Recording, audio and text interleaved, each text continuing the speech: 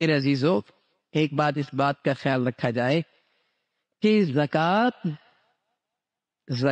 کا بہترین مصرف، زکوٰۃ کا بہترین مصرف اپنے رشتہ دار ارد گرد دیکھا جائے، جو ضرورت مند ہے تلاش کیا جائے اور انہیں اس کی زکوٰۃ دی جائے۔ یہ سب سے بہترین مصرف ہے۔ زکوٰۃ کا فریضہ بھی ادا ہوگا اور دوسرا میرے عزیزو صلہ رحمی کا ثواب بھی، صلہ رحمی کا ثواب بھی۔ اور دوسرے نمبر پہ زکوٰۃ کا سب سے بہترین مصرف، زکوٰۃ کا سب سے بہترین مصرف وہ دین کی خدمت کے اور دین کی حفاظت کے، دین کی اشاعت کی جتنی شکلیں ہیں اس میں مال خرچ کرنا، یہ زکوٰۃ کا سب سے، بلکہ صدقہ اور خیرات کا سب سے اعلیٰ مصرف ہے۔ اس کی برکت سے بھی دگنا ثواب ملتا ہے۔ ایک ثواب تو ملتا ہے زکوٰۃ کی ادائیگی کا، اور دوسرا ثواب ملتا ہے صدقہ جاریہ کا، دین کی اشاعت اور حفاظت کا۔ بلکہ جتنی بڑھیا آپ کی زمین زرخیز ہوگی خرچ کرنے کی، جتنی زرخیز ہوگی آپ کے مال کے خرچ کرنے کی، اتنا اجر ملے گا۔ اور اللہ نے یوں فرمایا کہ ایک دانہ زمین پہ ڈالتے ہیں، زمین زرخیز ہوتی ہے تو وہ 7 بالیاں نکالتی ہے، اور ہر بالی سے 100 دانے نکلتے ہیں۔ ایک بالی سے 700 دانے نکلے، اللہ کے راستے میں جو خرچ کرتے ہیں ایک کے بدلے میں اللہ 700 دیتا ہے۔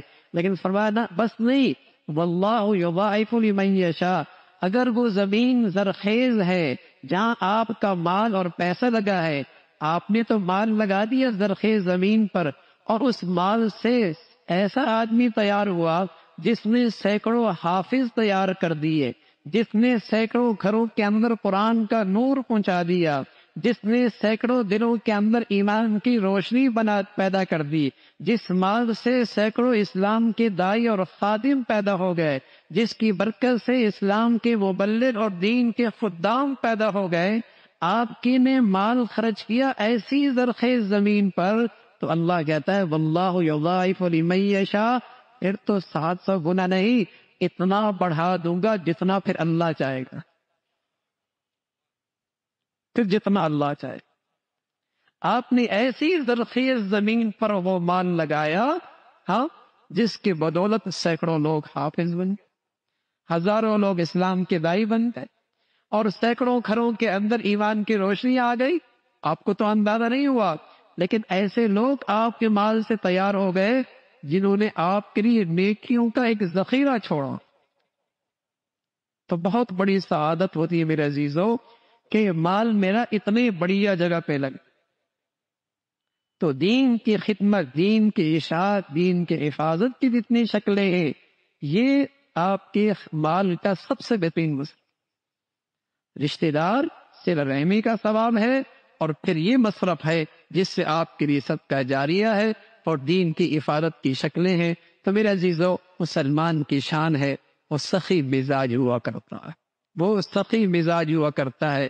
پہلے تو مسلمان اپنے حلال مالوں سے اور اپنے مال کے تہائی حصے سے دین کے لیے وقف کیا کرتے، لیکن اب تو رہا سا وہ واجب اور زکوٰۃ کے مصرف ہے، اگر وہ بھی مسلمان خرچ نہیں کریں گے تو میرے عزیزو اللہ کا دین تو زندہ رہے گا لیکن ہم محروم ہو جائیں گے۔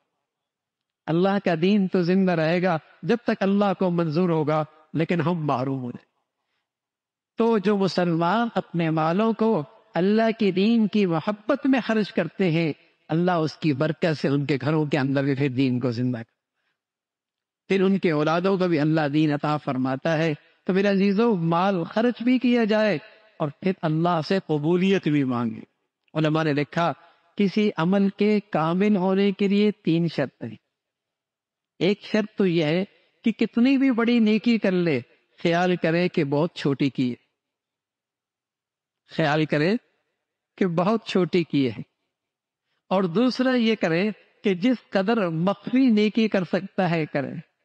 اور تیسرا فرمایا اس نیکی کے بعد اللہ سے قبولیت بھی مانگ لیا کرے، تو اللہ رب العزت اس نیکی کو کامل بنا دیا، اللہ اس نیکی کو کامل بنا دیا کرتے ہیں۔ تو اللہ رب العزت بھائی ہمیں مال خرچ کرنے کی بھی توفیق نصیب فرمائے اور اللہ اسے قبول بھی فرما لے.